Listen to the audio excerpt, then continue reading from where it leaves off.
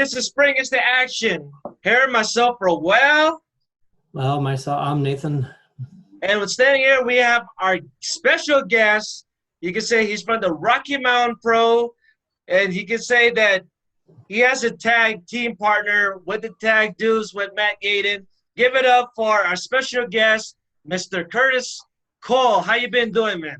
I'm doing awesome, dude. Thank you for having me. It's nice to see your guys' faces. It's been forever, I feel like. It's been 10 years. Yeah. The question is, what you been doing up to? Because been telling everybody that the Rocky Mountain Pro events or this other event been postponed because of this damn quarantine. Yes. So what you been up to? What's going on for Curtis Cole? Beside everything's postponed? Oh boy, dude.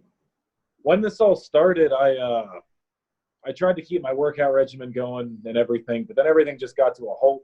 And I live in an apartment, so I own a 20-pound weight. That's it. So I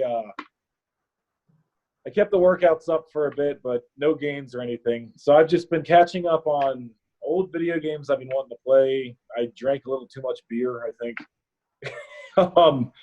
And just tried to reconnect with people. You know, with the wrestling life and my own personal job, you really lose. And I mean, you guys are adults. You know what I'm talking about. You really get lost in all of it. So it was nice to have that downtime where I can spend time with my friends at a distance.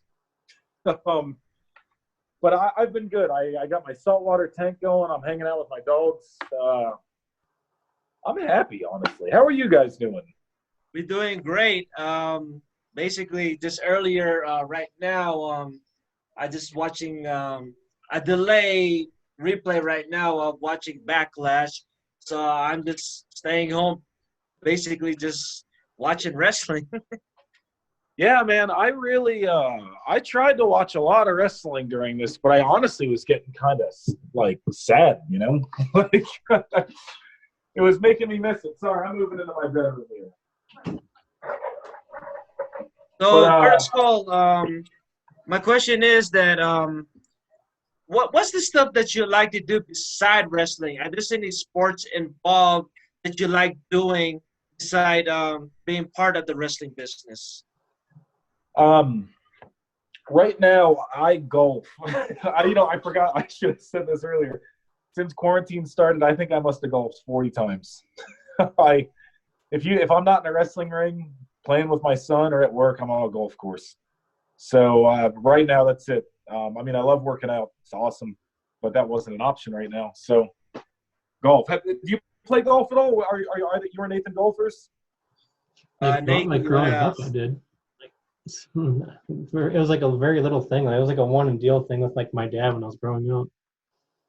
What sucks about golf is it's like pro wrestling, man. The more you do it, the more you want to keep doing it, and it's impossible to get good at. So you just have to keep going and going and going. So I would say that's good. Either golf once and say you don't like it, or spend all of your time doing it. It's one or the other. It's like a wrestling analogy. Either you get a bogey or you get a hole in one. You know, that title shot. Dude, you nailed it. Oh my goodness, dude, you're preaching to the choir, man. Yeah. What makes me want to rip my hair out? Both sports makes me want to rip my hair out. Yeah. With golf, the only thing I suck is swinging. But when you go outside and play miniature golf, that's the only thing that I'm kind of good at it for fun. But to swing it, I don't know. One day probably you have to teach me how to swing in golf. Dude, anytime you guys want to go to the range or play a game, I'd be delighted to do it. And honestly, man, putting, there's a term we use. It's drive for show, putt for dough. Meaning, you're going to win games with putting. The drives are inconsequential. I don't know. It's fun. I just got some new golf clubs. In the same week, I got new wrestling boots and new golf clubs, and I've only been using one of them, unfortunately. Okay. Now back to the wrestling. What got into you to wrestling? What did you remember growing up liking about wrestling, and who was the first wrestler that you inspired growing up in the business? So first part of the question, you know, what's weird is this happens so much at the same time that I'm not sure. So the first match I ever saw that I knew that I loved was WrestleMania 7, Macho Man Randy Savage versus Ultimate Warrior for a career-ending match. I've been telling everybody that I know that doesn't watch wrestling, you probably like it, but you just haven't seen the right match yet that made you fall in love. Even when I say that, I'm sure you and Nathan can think of the match that you saw where you were like, oh, this is great. So career-ending match, Macho Man had to retire. Spoilers. And Miss Elizabeth, who he had broken up with the year before, came back to help him when he was getting beat up by Sherry, his manager. There's people in the audience crying. WrestleMania 7, to a lot of people, is kind of a dud. But, you know, you never forget your first one, right? Well, what was the first one you guys saw? As for me, when I was like probably 6 or 7, I don't know that time.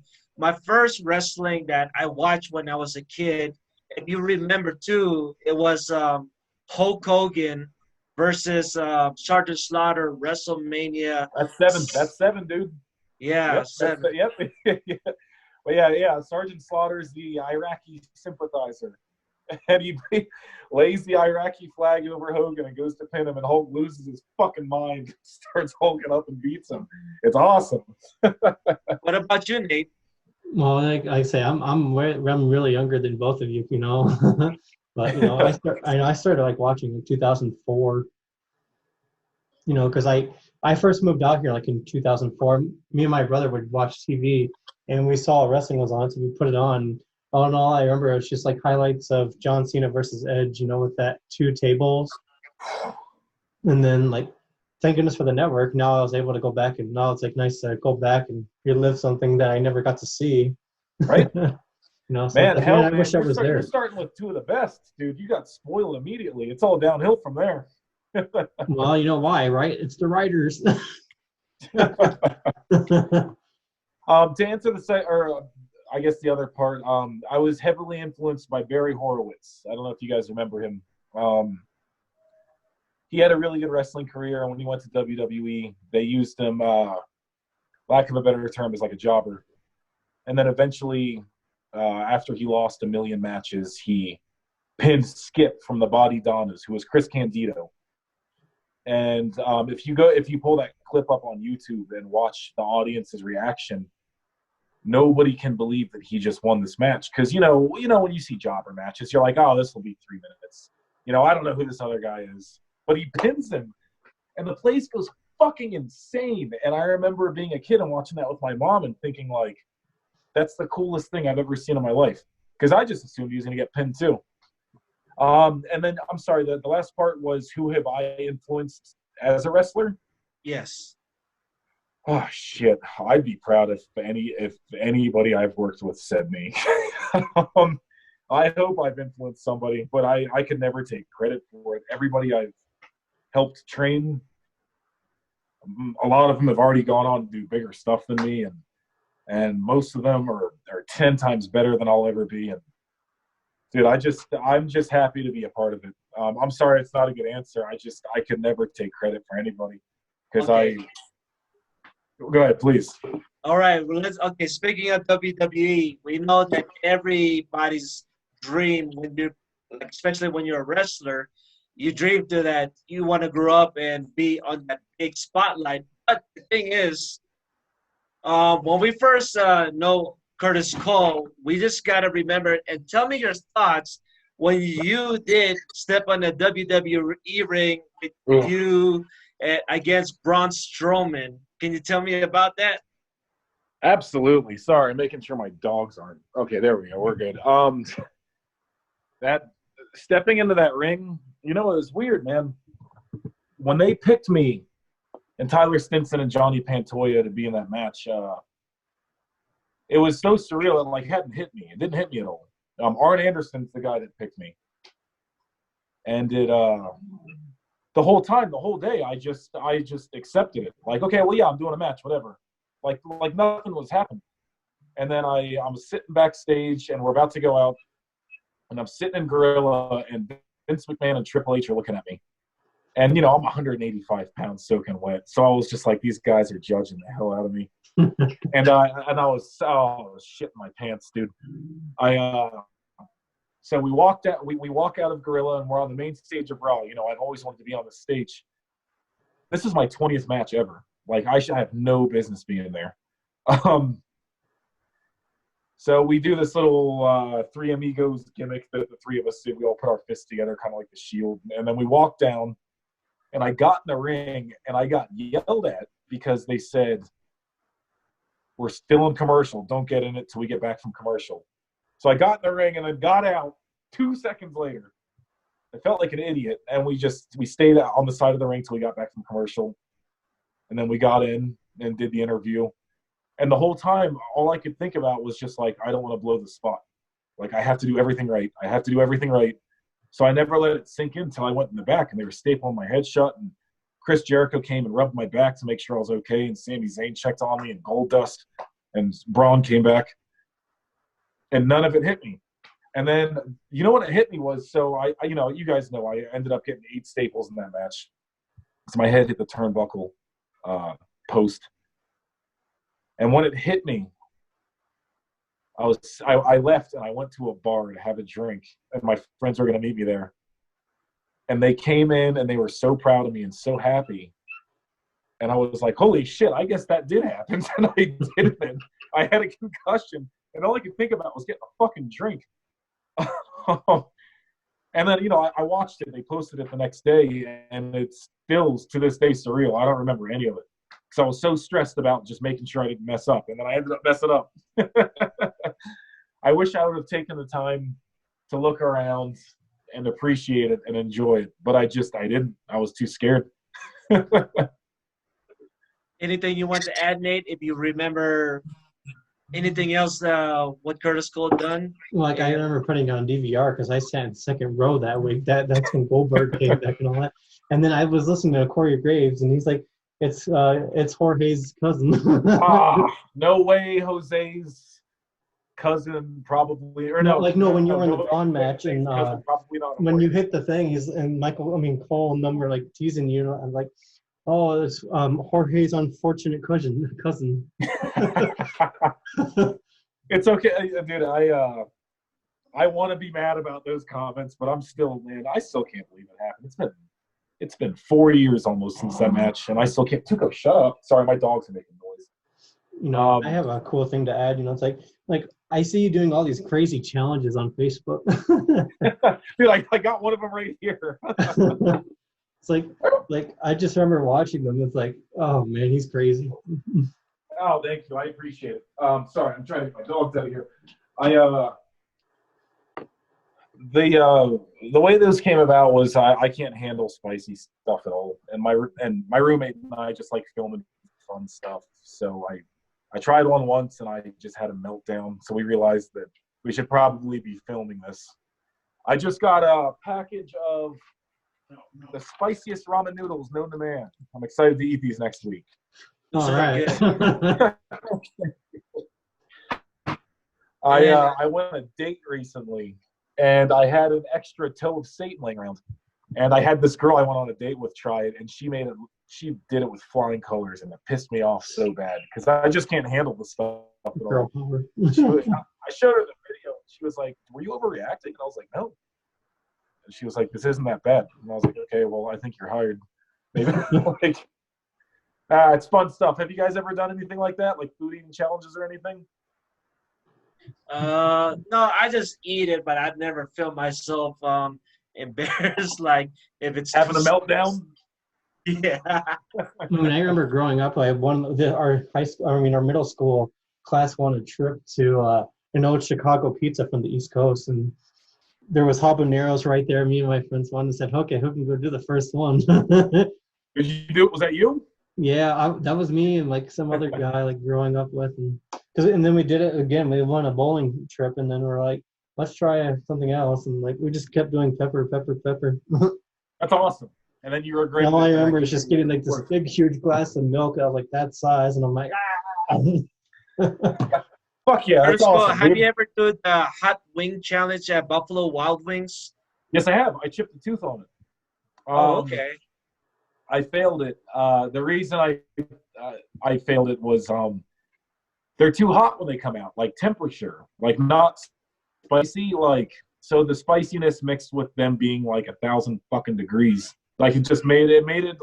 I'll do it if they're cold, absolutely, but the Buffalo Wild Wings one is bullshit, and they owe me a piece of my tooth back. Right. And okay, let's move on to Rocky Mountain Pro. You know, the standard ground that we know you from. And question is, what was it like when you had Vince Russo working with y'all in the Rocky Mountain Pro? It was a little conflicting at first, because you grow up being conditioned by the internet. And you know, only the stuff you know. When you hear Vince Russo, it's almost like a taboo name in pro wrestling. Like it carries a lot of weight, but none of the weight is good. It's like an obese person, you know. Getting to know him, he's the nicest guy in the world. He's man, I can't say one bad thing about him as a person. He's a great guy, genuine. He checks in on you. I remember I got hurt once and he called me to make sure I was okay. Amazing. As far as the writing goes, he's got some stuff that, you know, you hear it, you don't agree with it. But that's any writer. I've never gotten something from somebody and thought, oh, this guy never misses. He's always good. Writing pro wrestling is hard because you have to try to appease everybody. But what stinks about pro wrestling is there's always a loser. So, you know, Vince always tried to be creative with it, and I appreciated that about him. I gladly have dinner with him any day of the week. Some of the writing, though, didn't agree with it. But I'll never say a bad word about him. Is there anything you want to add, Nate, about Rocky Mountain Pro with Curtis Cole? Sure. Like, who would you say you have? Well, I should say, how'd you get involved? How'd you get a team with Matt Yaden? Like, how'd that get along? Like, did you guys think of it like before? Or did you guys like meet growing up, or? No, man. I was looking for a pro wrestling school, and I found a number. This girl I was dating found out about RMP, and she told me about him, and I called it. Matt Yaden picked up, you know, hello. He's got this like rough voice. I was like, hey, you know, I'd like to come look at your wrestling school. And he's like, well, can you come down right now? We're kind of busy. It was the day before. It was 2 days before Milestone 5, so I didn't realize it. So I went down and signed up, and at first we didn't like each other at all. But I think all of the best friendships are like that. And my roommate, I fucking hated the guy when I met him, and then we lived together for 9 years. But eventually, Yaden and I started talking about old video games, and I would go to his house, and we would get drunk and play. And then eventually he realized he could trust me as a trainer, and he saw that I always had the best interests of the company in mind. He saw me getting some gnarly arguments with people for the good of the company. So you could just get bonded by that stuff because we're spending so much fucking time together. And we're on the same page. And as far as wrestling styles go, we're on the same page now. And we were just like, you know, I just lost the title at Milestone 8. Why don't we just tag together, you know? Our tag division needed a bit of a kick in the pants at the time anyway, so we thought we could just tag together 2 coaches and try to help make some more sense out of the tag division. And fuck now, actually, you know, when this call started, he had called me. I don't know if it had gone blank on the screen, but we talk almost every single day. He's one of my best friends. I do anything for him. I drive to Loveland an hour each way just to play video games with him every Wednesday. If I'm going to do anything in pro wrestling, it's going to be with Matt Yaden. I'll never turn my back on the guy. Okay. When you were at Rocky Mountain Pro, can you give me your thought? Who was the best ring work you ever done in your career with all the matches you've done for Rocky Mountain Pro? Oh, shit. I guess I would have to break that down a little bit into classifications. The best person I've ever wrestled is Zack and I. Out of anybody, he's the best person I've ever wrestled. Yeah, because let me talk about that. Because when we first watched the local wrestling here at Colorado Springs, you know, by the name of CSW, and this was my second event attending that night. And when I saw Anaya versus you, of course, I would say that you guys had the best ring work that I ever saw here in Colorado. Thank you very much. I appreciate that. Means the world to us. Thank you very much. I appreciate it. I remember. I'm sorry, bud. What's that? I said I just remember going to CSW that night. Robel printed us those 8x10s that of you in the ring with Brian Saxon and all that, and then all I remember is just me, Robel, and Mike over and all that. We're in line to get photos with you, and all I remember is you pulling my hair back. I remember that picture. I know exactly which picture we're standing near the stairs, I think. Yeah. You're like in a white like shirt and all that. And I'm just like trying to hold the photo, and you're like, I'm sorry if I pulled your hair too hard. Like this is the reason why I have my hair short now, because I might. Yeah. I'm sorry, dude. I owe you. I owe you dinner or something. Hey, that's okay. You were just messing around. That's your character to have fun. So. Yeah, man, I'm so I appreciate it. I'm happy people get that. I'm so thrilled to be. I'm going on 5 years now, and I'm still like every time I get in the ring, it's like it's a dream come true. And I'm even on a low level, Anyway, about Anaya, I'm really slow. Like I'm a slow learner. And Anaya, when he realized what type of learner I am, he really took me under his wing, and he's a very patient man. And we've had a bunch of matches. Like I have no clue how many. And every single match, I always learn something from him, and he always coaches me through it. And I owe that guy half of my wrestling career. The other half is Yaden. As far as okay, so he's the best technical guy. I'm a huge fan of Humphrey Jacobs the first. I got to do that feud with him. We were a Mile High Express. We were the tag team our first season on the Fight Network. And he has such a good mind for pro wrestling, how it used to be. And how it used to be, and always worked well. Good old school storytelling. Dirty, shitty heel, super clean baby face. The guy looks like a superhero, and at the time I was much smaller. And when we had our big match at Milestone, he made me look like I was John fucking Cena. Like he really went out of his way to tell the story. Oh shit, who's that? What's up, dude? Nice to see you. Sorry. Hey, Curtis. How you doing, man? Doing good. How you doing? I'm great, thank you. I miss you guys. I'm excited to see you guys again. I know it's been a while. Absolutely. I like that shirt. I'm going to watch that match as soon as I'm done with this. I'm going to make dinner, and I've been looking forward to that match all day. Oh, okay. Anyway, last thing to say about Humphrey Jacobs is he's such an old school type of wrestler. No fancy shit, just good storytelling. And a good heel has to understand the story. And he has to understand when to lay down and when to win. And that guy just got it. He walked in the door of the Mercury Pro Wrestling Academy, and he was already a better wrestler than half the people there because he fucking understands pro wrestling. And I learned that from him. Now I listen to Jim Cornette all the time, and all I want to do is throw punches now. Like, I don't want to do anything else. All right. Since you're with Matt Yaden called the Tag Dudes, but we've been known that you guys have been tag team champions. But the thing is that for your solo, will you see another run for Curtis Cole if you can be Rocky Mountain Pro champion again? Dude, I would love it. I would love that. I would love to have another run doing that. I love the tag dudes thing. And we're a good tag team, and we work well together and gel well together. What stinks about that is you really miss out with working with a lot of wrestlers that you enjoy working with, or people that you could have a good match with. A team is not on a tag team. Marlon's not on a tag team. Dustin Urich's not on a tag team. He's a champion. And those are all guys that I won't wrestle if I focus solely on the tag team division. So I hope that in the future, Yaden and I can still do our own thing and then still come together when we need to. But I think it would be a waste if Yaden and I just stuck with the tag team and that's it. Is there anything you want to add, Nate? No, I was not going to see if Michael wants to add anything.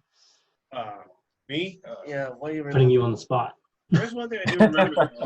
There's one thing I do remember best, though. I remember the autograph that we got from Curtis Cole. Do you know what he wrote? Yeah. He wrote, "Michael, try not to be so racist next time." I was joking around, whatever it was. Dude, I'm half black, man. I don't. What was the context of that? Please explain that. Oh yeah, remember the time I called you buckwheat? You called me ugly? No, buckwheat from the Little Rascals. Okay. Not now. Not now in 2020. We can't talk about that. No, it was 3 years ago I said that. No, I know. Dude, that's such a horrible term. Oh my goodness. My bad, man. Anyway, I still have that autograph, so I appreciate it, but dude, that stuff means the world to us, man. Like you guys are awesome. I'll always be up for talking to you guys. I'm sorry it took me so long to get here. My son was in town the past 2.5 weeks, and I just, when he's here, nothing else matters. Yeah, exactly. Put him first. That's fine by me. It's part of being. I appreciate it. Thank you. Have other things first. That's fine. Picking up your son, I bet you when he grows up, he's gonna look like, you know who? What, you? Yeah. Oh. Your son and me, we look alike. Come on, because I saw your It's son. not far off. I see it. I hope that he's not secretly actually your son because I like him. But yeah, I don't know. We'll see. We'll do a blood test. Okay. And before we're gonna wrap it up, when you talk with Matt Yaden, I know 2020 sucks. We all know that. Will we ever see Rocky Mountain Pro event again this year, or we got to push it up to 2021? I am going to say 95%. You're going to see it this year, and the first event's going to be Milestone 10. That's too big of an event for us to not do it. We're all back at training. We relocated to the Fast Performance Center, which is in, I guess, Commerce City-ish. I've only been there a few times. We're on a different level of training than we've ever been. We're not going to be at the quarry anymore, which sucks. I'm going to miss the place. But it's coming, man. We're all getting ready. We got new gear coming. We're all busting our asses. And I can't wait. I cannot wait. But we're not coming back till we're ready, because I think the worst thing that we could do is come back and put on a bad show, which we don't want that to be ever in our blood ever as a company. Nothing worse than hearing a news thing on something about the news, like wrestling. People are getting tested positive for the COVID. Dude, yeah, absolutely. And you know what? Thank God the disease didn't take any. And I know that there was a gentleman, a luchador, that it had gotten, which is super heartbreaking. I wish I can't remember his name off the top of my head now, but I'm on the spot. But I am thankful that all of our brothers and sisters and all of you guys, everybody's been relatively safe. Yeah, you guys didn't have it, did you? Oh yeah. Yeah. Yeah, me surviving Fort Carson is what I've been doing. So it's been a hell of a year. But you know what's going to be awesome is when we all get back in the ring. I have 2 matches this week I'm ecstatic for. We're doing the Black Lives Matter show at the watering hole that Joe McDougall organized, which is going to be awesome. It's sold out. Not that we can fit that many people in there, but it's sold out in like a day. And then the CSW show, that's going to be a thing also. So thankfully, it's starting to creep back in, and we're all getting our boots laced back up. And then we'll be in good shape when Rocky Mountain Pro comes back for sure. Yeah, definitely. Hopefully, we can see you guys again, because with the wrestling business, what's going on in Colorado, and everything postponed because of the damn quarantine, we just can't wait. Spring Against Action with Mike, me, and Nate. We just can't wait to see you guys action live again, so we can do this interview again and work with you again and have fun with you, like always, with the rest of the crew. Fuck yeah, dude! I can't wait to see you. Whenever, okay, we got to make sure whenever I see you guys, the 4 of us need to get a picture, please. All right, Definitely. definitely. Like, please, the second you see me, if I'm running around with my head cut off, I want And you then to maybe fucking we can do like an 8x10. We can give one to you. We'll give you a copy. That's perfect. I'll frame it and put it over my phone. I got a wrestling wall over here with like pictures that mean a lot to me. I'll throw you guys up there. Like it's fuck, man. There's been so many people that mean so much to us, and every wrestler in Colorado knows you guys, and we all love you. So thank you for keeping this going, because I know that, a lot of fans, okay, fuck it, wrestling's gone, it'll be back eventually, then I'll be a fan again. But I see you guys keep up with it. You guys are doing interviews, you're giving us a chance to speak to people again. And what's pretty cool is right now for Colorado Pro Wrestling, you guys are the only outlet that we have that's a current thing, and that's pretty fucking cool.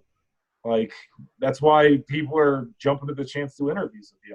That's why I said, I was like, yeah, fuck you, I'll talk to you guys about wrestling. I haven't talked to anybody else about wrestling. That's perfect. So thank you. All right. Is there anything you want to say to give a shout out before we wrap it up? And you want to say anything for the Spring is the Action fans and for the people listening this and, everything what you've done? It sounded like a thank you speech. Yeah, no, it's, well, you know what? Right now, though, I'm flattered to be able to have the opportunity to do it. This has been a super emotional time, and every one of us woke up thinking, do I have this disease? Are my loved ones okay? And there's been people out there that have just been going to work and taking care of us, grocery store workers, gas station attendants, nurses, doctors. Thank you to all of you guys. And, I mean, it feels very special that, like, people can't wait to just see us back in the ring doing what we're doing, because, I mean, fuck, that's inconsequential compared to everybody that's just been going to work every day. So we appreciate it. Just thank you to all the Colorado wrestling fans. I can't wait to see everybody. I'm not going to be nice to any of you when I see you in person, but I can't wait to just knock your beers over and spit your faces. All right. Well, we're glad to see you pretty soon. Okay. But I don't have one. All right. All right, ladies and gentlemen. This is Curtis Cole with myself, Rowell. Myself, Nathan here. And Mikey Mike. And you're watching Springs to Action with our special guest from the Rocky Mountain Pro Tag Dude partner, Curtis Cole. Thanks for watching, everybody.